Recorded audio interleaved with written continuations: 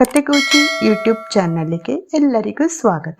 ಕಥೆಯ ಹೆಸರು ಕೋತಿ ಮತ್ತು ಮೊಸಳೆ. ಒಂದಾನೊಂದು ಕಾಲದಲ್ಲಿ ಕಾಡಿನಲ್ಲಿ ಕೋತಿ ಮತ್ತು ಮೊಸಳೆ ಮತ್ತು ಇತರ ಕಾಡು ಪ್ರಾಣಿಗಳು ವಾಸಿಸುತ್ತಿದ್ದವು. ಮಂಗವು ನದಿಯ ಪಕ್ಕದ ಸೇಬಿನ ಮರದ ಮೇಲೆ ವಾಸಿಸುತ್ತಿತ್ತು. ಅವನು ಒಬ್ಬಂಟಿಯಾಗಿದ್ದರೂ ತುಂಬ ಸಂತೋಷವಾಗಿದ್ದನು. ನದಿಯಲ್ಲಿ ಮೊಸಳೆ ವಾಸಿಸುತ್ತಿತ್ತು. ಮರವು ರಸಭರಿತವಾದ ಸೇಬುಗಳಿಂದ ತುಂಬಿತ್ತು. ಕೋತಿಗಳು ಪ್ರತಿದಿನ ಸೇಬುಗಳನ್ನು ಕಿತ್ತು ತಿನ್ನುತ್ತಿದ್ದವು. ಒಂದು ದಿನ ಮೊಸಳೆ ನದಿಯಿಂದ ಹೊರಬಂದು ಸೇಬಿನ ಮರದ ಕೆಳಗೆ ವಿಶ್ರಾಂತಿ ಪಡೆಯಿತು. ಇಡೀ ದಿನ ಹುಡುಕಿದರೂ ಆಹಾರ ಸಿಗದ ಕಾರಣ ಮೊಸಳೆ ತುಂಬ ಸುಸ್ತಾಗಿ ಹಸಿದಿತ್ತು. ಮರದ ಮೇಲೆ ಕುಳಿತಿದ್ದ ಕೋತಿ ಮೊಸಳೆಯನ್ನು ತನ್ನ ಸ್ನೇಹಿತನನ್ನಾಗಿ ಮಾಡಿಕೊಳ್ಳಲು ಮಾತನಾಡಲು ಬಯಸಿತು. ಮಂಗ ಮೊಸಳೆಯನ್ನು ಮಾತನಾಡಲು ಕರೆದು, ನೀನು ನನ್ನ ಮರದ ಕೆಳಗೆ ವಿಶ್ರಾಂತಿ ತೆಗೆದುಕೊಳ್ಳುತ್ತೀಯಾ ಎಂದು ಕೇಳಿತು. ಇದಕ್ಕೆ ಮೊಸಳೆ ಹೇಳಿತು, ನನ್ನ ಪ್ರೀತಿಯ ಸ್ನೇಹಿತ, ನಾನು ತುಂಬ ದಣಿದಿದ್ದೇನೆ ಮತ್ತು ಹಸಿದಿದ್ದೇನೆ. ಆದ್ದರಿಂದ ಇಲ್ಲಿ ವಿಶ್ರಾಂತಿ ಪಡೆಯಲು ಬಂದಿದ್ದೇನೆ. ಕೋತಿ ಹಸಿದ ಮೊಸಳೆಗೆ ಮರದಿಂದ ರಸಭರಿತವಾದ ಸೇಬುಗಳನ್ನು ನೀಡಿತು. ತಕ್ಷಣವೇ ಮೊಸಳೆಯು ಸೇಬುಗಳನ್ನು ತಿಂದು ತನ್ನ ಆಹಾರ ನೀಡಿದ ಕೋತಿಗೆ ಧನ್ಯವಾದ ಹೇಳಿತು.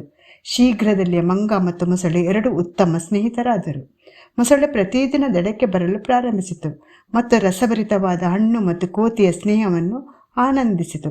ಸಮಯ ಕಳೆದಂತೆ ಇಬ್ಬರು ಒಳ್ಳೆಯ ಸ್ನೇಹಿತರಾದರು ಮತ್ತು ಪ್ರಪಂಚದ ವಿಭಿನ್ನ ಕಥೆಗಳನ್ನು ಚರ್ಚಿಸಲು ಹೆಚ್ಚು ಸಮಯ ಕಳೆದರು. ಒಂದು ದಿನ ಮೊಸಳೆಯು ಕೆಲವು ಸೇಬುಗಳನ್ನು ಮನೆಗೆ ತೆಗೆದುಕೊಂಡು ತನ್ನ ಹೆಂಡತಿಗೆ ರಸಭರಿತವಾದ ಸೇಬುಗಳನ್ನು ತಿನ್ನಲು ಕೊಟ್ಟಿತು ಮತ್ತು ತನ್ನ ಆತ್ಮೀಯ ಸ್ನೇಹಿತ ಕೋತಿಯ ಸಂಪೂರ್ಣ ಕಥೆಯನ್ನು ವಿವರಿಸಿತು.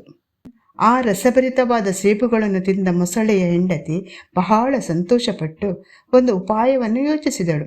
ಅವಳು ತನ್ನ ಗಂಡನಿಗೆ ಹೇಳಿದಳು, ನನ್ನ ಪ್ರೀತಿಯ ಪತಿ, ಈ ಸೇಬುಗಳು ತುಂಬ ಸಿಹಿ ಮತ್ತು ರಸಭರಿತವಾಗಿದೆ. ಆದ್ದರಿಂದ ಕೋತಿಯ ಹೃದಯವು ಹೆಚ್ಚು ಸಿಹಿ ಮತ್ತು ರುಚಿಯಾಗಿರಬಹುದು.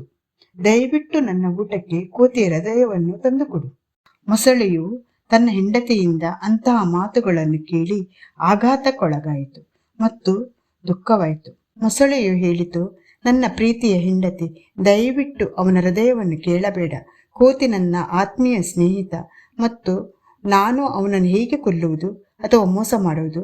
ದಯವಿಟ್ಟು ಇನ್ನೇನಾದರೂ ಕೇಳು. ಮೊಸಳೆಯ ಹೆಂಡತಿ ತುಂಬ ಹಠಮಾರಿ. ನೀವು ನನಗೆ ಕೋತಿಯ ಹೃದಯವನ್ನು ಪಡೆಯುವವರೆಗೆ ನಾನು ಏನನ್ನೂ ತಿನ್ನುವುದಿಲ್ಲ ಮತ್ತು ಹಸಿವಿನಿಂದ ಸಾಯುತ್ತೇನೆ. ಮೊಸಳೆಯು ತುಂಬ ಅಸಮಾಧಾನಗೊಂಡಿತು ಮತ್ತು ಅವನು ತನ್ನ ಸ್ನೇಹಿತನ ಹೃದಯವನ್ನು ಹೇಗೆ ಕೇಳಬಹುದು ಎಂದು ಯೋಚಿಸಿದನು.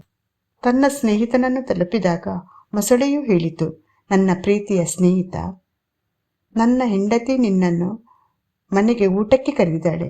ಅಂತಹ ಸುಂದರವಾದ ಸೇಬುಗಳನ್ನು ತಿನ್ನಲು ನೀಡಿದ್ದಕ್ಕಾಗಿ ಅವಳು ನಿಮಗೆ ಧನ್ಯವಾದ ಹೇಳಲು ಬಯಸುತ್ತಾಳೆ. ಇದನ್ನು ಕೇಳಿದ ಕೋತಿ ತುಂಬ ಸಂತೋಷವಾಯಿತು ಮತ್ತು ಆಹ್ವಾನವನ್ನು ತಕ್ಷಣವೇ ಸ್ವೀಕರಿಸಿತು. ಆದರೆ ಕೋತಿ, ನನಗೆ ಈಜು ಗೊತ್ತಿಲ್ಲದ ನಾನು ನಿಮ್ಮ ಮನೆಗೆ ಹೇಗೆ ಬರಲಿ ಎಂದಿತು. ಇದಕ್ಕೆ ಮೊಸಳೆ ಹೇಳಿತು, ನನ್ನ ಆತ್ಮೀಯ ಸ್ನೇಹಿತ, ಬಂದು ನನ್ನ ಬೆನ್ನಿನ ಮೇಲೆ ಕುಳಿತುಕೊಳ್ಳು. ನಾನು ನಿನ್ನನ್ನು ಮನೆಗೆ ಕರೆದುಕೊಂಡು ಹೋಗುತ್ತೇನೆ. ಕೋತಿಗೆ ಇದು ಒಳ್ಳೆಯ ಉಪಾಯವೆಂದು ತೋರಿತು ಮತ್ತು ಅವನು ಅದನ್ನು ತಕ್ಷಣವೇ ಒಪ್ಪಿಕೊಂಡನು. ನೀರಿನಲ್ಲಿ ಅರ್ಧ ದಾರಿಯನ್ನು ತಲುಪಿದಾಗ ಮೊಸಳೆಯು ತನ್ನ ಸ್ನೇಹಿತ ಕೋತಿಗೆ ತನ್ನ ಹೆಂಡತಿಯ ನಿಜವಾದ ಉದ್ದೇಶವನ್ನು ಬಹಿರಂಗಪಡಿಸಿತು ಮತ್ತು ಅವನ ತಪ್ಪಿಗೆ ಕ್ಷಮಿಸುವಂತೆ ಕೇಳಿತು. ಕೋತಿಗೆ ತುಂಬ ದುಃಖವಾಯಿತು ಮತ್ತು ತನ್ನ ಜೀವವನ್ನು ಉಳಿಸಿಕೊಳ್ಳುವ ಯೋಜನೆಯನ್ನು ಯೋಚಿಸಿತು. ಕೋತಿಯು ಮೊಸಳೆಗೆ ಹೇಳಿತು, ಓ ನನ್ನ ಪ್ರಿಯ ಸ್ನೇಹಿತ, ನಾನು ನನ್ನ ಹೃದಯವನ್ನು ತೆಗೆದುಕೊಂಡು ಯಾವಾಗಲೂ ಮರದ ಮೇಲೆ ಇರುತ್ತೇನೆ ಎಂದು ನೀವು ನನಗೆ ಇದನ್ನು ಮೊದಲೇ ಹೇಳಬೇಕಾಗಿತ್ತು. ನಿಮ್ಮ ಹೆಂಡತಿಯನ್ನು ನನ್ನ ಹೃದಯದಿಂದ ಗೌರವಿಸುವುದು ನನ್ನ ಸೌಭಾಗ್ಯ.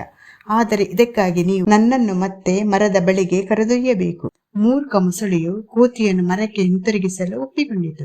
ಕೋತಿಯು ತನ್ನ ಹೃದಯವನ್ನು ತನ್ನ ಹೆಂಡತಿಗೆ ನೀಡಲು ಒಪ್ಪಿದ್ದನ್ನು ಕೇಳಿ ಮೊಸಳೆಯು ತುಂಬ ಸಂತೋಷಪಟ್ಟನು. ಅವನು ತಕ್ಷಣ ಕೋತಿಯನ್ನು ಮರದ ಬಳಿಗೆ ಕರೆದೊಯ್ದು ಅವನ ಹೃದಯವನ್ನು ಪಡೆಯಲು ಕೇಳಿದನು. ಚತುರನಾಗಿದ್ದ ಕೋತಿ ತನ್ನ ಮನೆಯ ಮರಕ್ಕೆ ಹಾರಿ, ಮೂರ್ಖ ಮೊಸಳೆ, ನಾನು ನಿನ್ನನ್ನು ನನ್ನ ಆತ್ಮೀಯ ಸ್ನೇಹಿತ ಎಂದು ಪರಿಗಣಿಸಿದೆ, ಆದರೆ ನೀನು ನನಗೆ ಮೋಸ ಮಾಡಿ ನನ್ನನ್ನು ಕೊಲ್ಲಲು ಬಯಸಿದೆ. ಯಾರಾದರೂ ತನ್ನ ಹೃದಯವನ್ನು ತೆಗೆದುಕೊಂಡು ಅದನ್ನು ಮರದಲ್ಲಿ ಇಡಬಹುದೇ? ನನ್ನ ಪ್ರಾಣ ಉಳಿಸಲು ಇದು ನನ್ನ ಉಪಾಯವಾಗಿತ್ತು. ಈಗ ಹೋಗಿ ನಿನ್ನ ಹೆಂಡತಿಗೆ ನೀನು ಈ ಭೂಮಿಯ ಮೇಲಿನ ದೊಡ್ಡ ಮೂರ್ಖ ಎಂದು ಹೇಳು.